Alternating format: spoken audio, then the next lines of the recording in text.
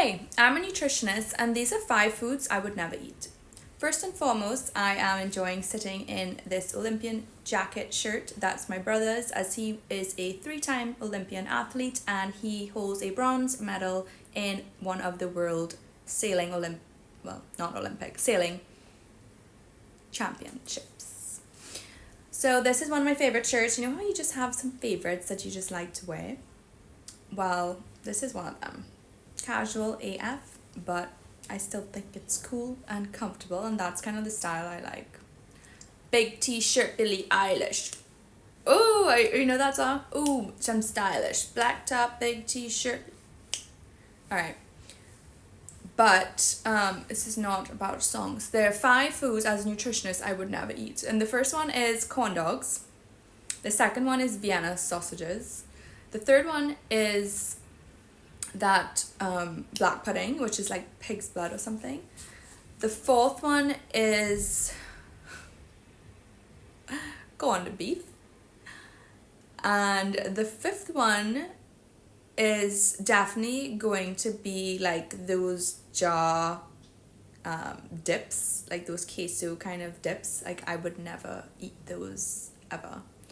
And it's interesting because I thought this would be a good chat for us to talk about, only because before I became a nutritionist, I used to love like corn dogs. They have rain flies, like it was like raining and all these like nature creatures came in. So if you see one on me, don't be startled.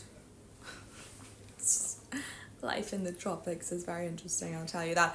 Anyway, so when it comes to eating healthily, I used to love corn dogs growing up. When PriceSmart came to Trinidad, it was like the first American brand that would bring in all the fun foods. Growing up with a lot of allergies, it was very hard for me, but nonetheless, I still loved a lot of like quick, ready-made, convenient foods, because who wouldn't, right?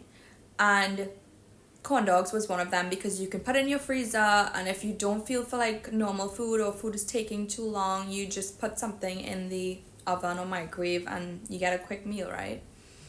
And now that I've learned, you know, what that's all about in terms of ingredients and what's really in our foods, there's a huge disparity in what I would choose now given the information. So Vienna sausages is similar as well, because oh my gosh, it's like buzzing around here now. I feel like I have to put on the AC. This tea that I'm having is a blend of like English breakfast with chamomile and honey with almond milk, and it's really nice. I'm enjoying it.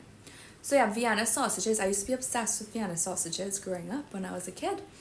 And now that I read the label and I saw the ingredients, I was like, oh my gosh, this is disgusting. I can't believe I used to like that. So weird how we evolve and we learn more. And as a nutritionist today, I would never ever pick that up. Like if I am like on a budget and I have to get something super simple or basic, I'm going for a can of tuna or something. But when it comes to like things I will never eat as a nutritionist, I don't want to sound, it's not to sound bad or anything, but I just cannot fathom the thought of putting that in my body, like ever. And even canned beef, corned beef, like I've seen it before, and like it's like startling when I look at it. I could not imagine that, you know, maybe some of our parents and grandparents would have grown up having it because that was the food that was available early on, but I just could not imagine ever having to put anything like that in my body. And then when it comes to black pudding, which is like pig's blood,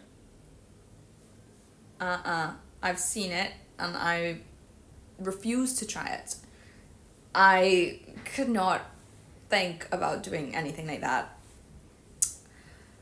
just for different reasons. I also try to keep my pork consumption to the minimal because it's not necessarily the cleanest meat, and also for cardiovascular purposes, there are better, leaner sources of protein. When it comes to, what else did I say?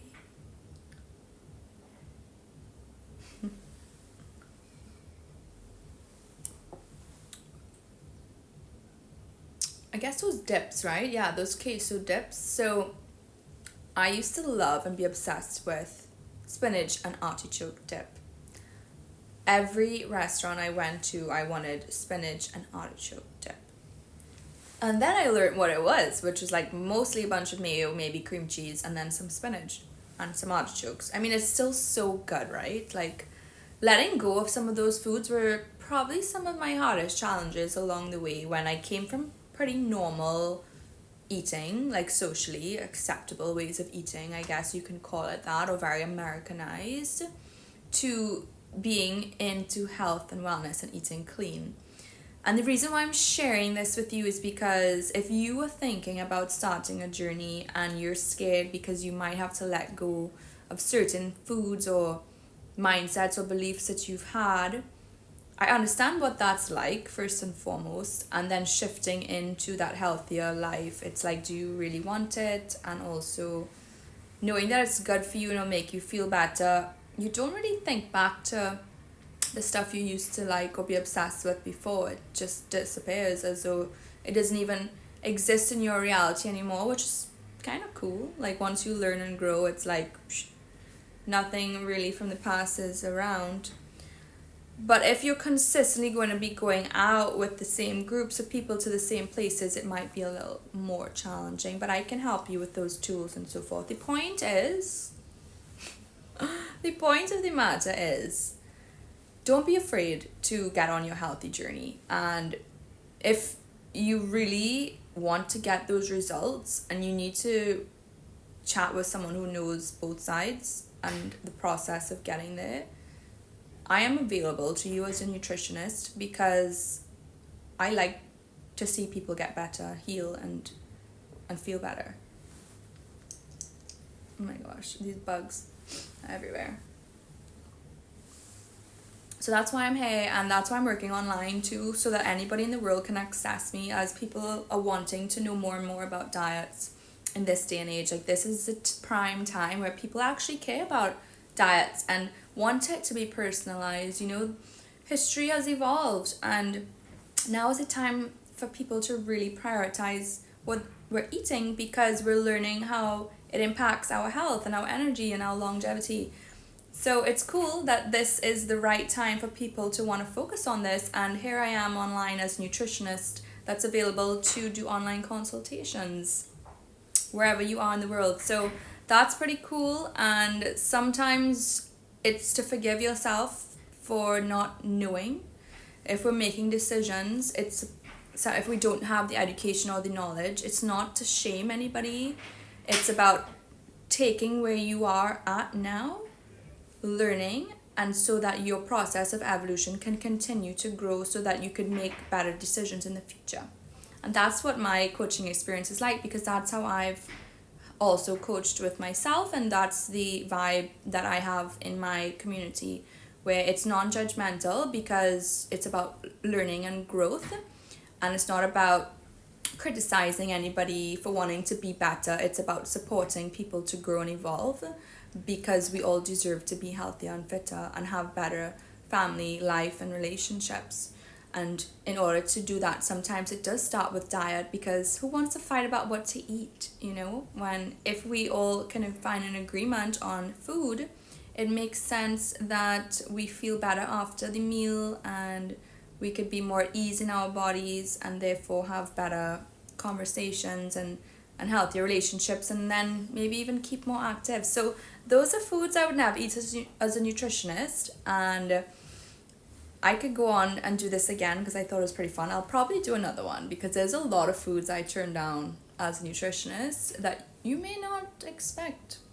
And it's not to say I don't have an indulgence every now and again, because I do, and I might share that as well, because that would be fun.